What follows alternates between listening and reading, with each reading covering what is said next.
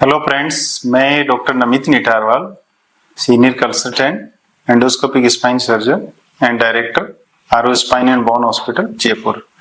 आज अपन बात करेंगे स्पाइन इंजेक्शंस के बारे में और इस टॉपिक में इंक्लूड करेंगे स्पाइन इंजेक्शन क्या होते हैं, उनके इंडिकेशन क्या होते हैं, किस किस बीमारी में इनको लगा सकते हैं, कितना फायदा रहता है, कितने टाइम तक फायदा रहता है, कुछ इसके बारे में भ्रांतियां हैं, क्या इंजेक्शन लगाने से सर्जरी से बचा जा सकता है, कॉस्ट कितना क्या रहता है। तो आज इस टॉपिक को अपन कवर करते हैं।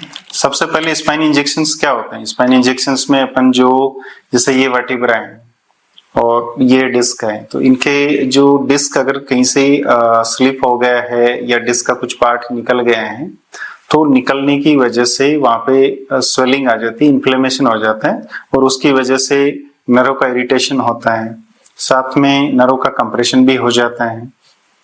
तो उसकी वजह से कमर दर्द या कमर से चल के पैरों में दर्द, इस तरह के सिम्टम्स आने लग जाते हैं। तो स्पाइन का जो इंजेक्शन का मेन जो पर्पज होता है, अपने को पर्टिकुलर पॉइंट को टारगेट करके वहां पे कुछ मेडिसिन का हम कॉम्बिनेशन लेके वहां पे डायरेक्टली ओटी में लेके मशीन में वो जगह कंफर्म करके और वहां डिलीवर कर देते हैं।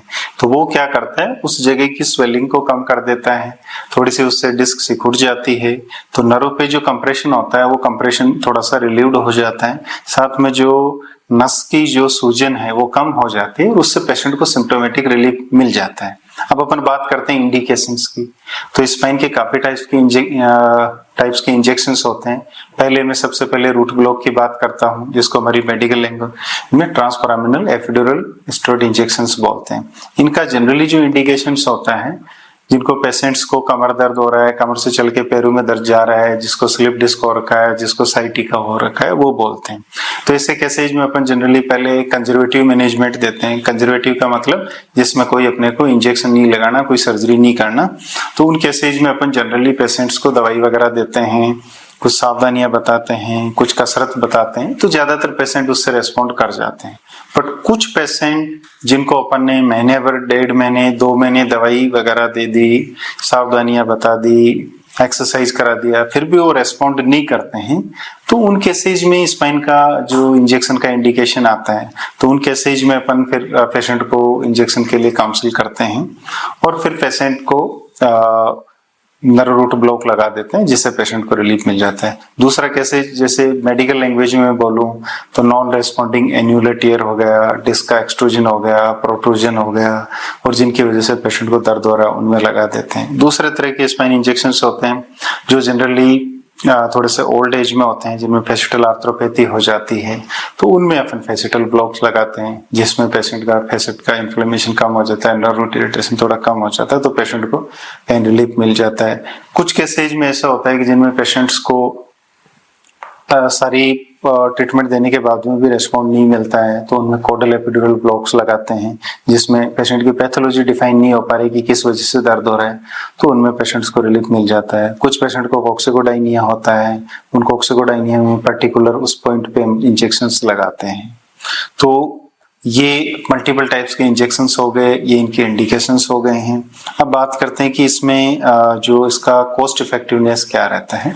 जनरली ये एक तरह की डे केयर प्रोसीजर है, पेशेंट को इसमें बेहोश नहीं किया जाता है, ये लोकल एनेस्थेसिया के अंडर में लगाते हैं। लोकल एनेस्थेसिया के अंडर का मतलब है कि पेशेंट को कोई जनरल एनेस्थेसिया नहीं देते, पर्टिकुलर जिस जगह से इंजेक्शन लगाते हैं वहीं पे अपन लोकल एनेस्थेसिया होता है जाइलोकेन, उसको इन्फिल्ट्रेट कर देते हैं और फिर ओटी में पेशेंट को सीआर मशीन के अंडर में देखते हुए, गाइड करते हुए निडल प्रिक करते हैं। निडल प्रिक करके फिर उसमें डाई डालते हैं, डाई डाल के सीआर मशीन में कंफर्म कर लेते हैं कि अपना जो डिजायर्ड लेवल है, जैसे मल्टीपल लेवल है, L1, L2, L3, L4, L5, जो कौन सा लेवल है, तो उसी लेवल पे पर्टिकुलरली अपन उसको देख के जगह कंफर्म कर लेते हैं। जगह अगर अपनी कंफर्म हो गई कि पर्टिकुलर वही है, फिर जो अपन जो मेडिसिन का मिक्सचर बनाते हैं उसको डिलीवर कर देते हैं।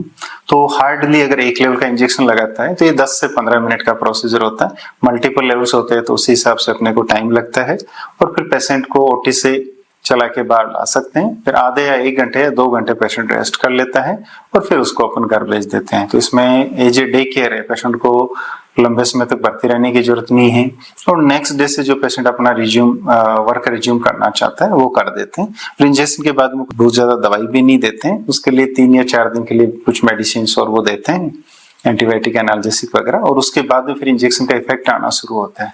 जनरली जो इंजेक्शन का इफेक्ट आता है वो 2 से 3 दिन बाद में आना शुरू होता है और इसका जो इफेक्ट रहता है किसी पेशेंट को बहुत लंबे समय भी रह सकता है, किसी पेशेंट को बहुत कम समय भी रह सकता है। ये डिपेंड करता है कि आपकी बॉडी उस इंजेक्शन को कैसे रेस्पॉन्ड करती है, जिस हिसाब से रेस्पॉन्ड करती है उस हिसाब से इफेक्ट आ जाता है।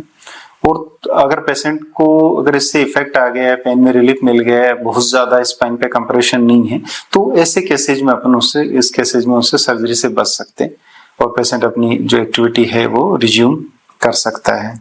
अब लंबे से लंबे मेरे में देखे तो कुछ पेशेंट्स ऐसे हैं जिनको आज से 12 या 13 साल पहले इंजेक्शन लगाए थे, उनको अभी तक दोबारा इंजेक्शन लगाने की जरूरत नहीं पड़ी। वो अपने रिलेटिव या अपने गांव वालों को लेके आते हैं इंजेक्शन लगवाने के लिए।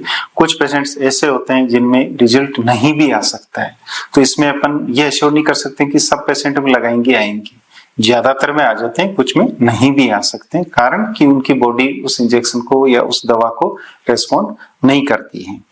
तो अभी इस इंजेक्शन से लेके आपको कोई भी क्वेरी हो तो जो नंबर दिए हैं इन पे आप आरो spine and bone hospital Jaipur में कांटेक्ट कर सकते हो और उसके बारे में और जानकारी ले सकते हो। और ये फैसिलिटी हमारे मंडे टू सैटरडे हॉस्पिटल के वर्किंग डेज में अवेलेबल रहती है।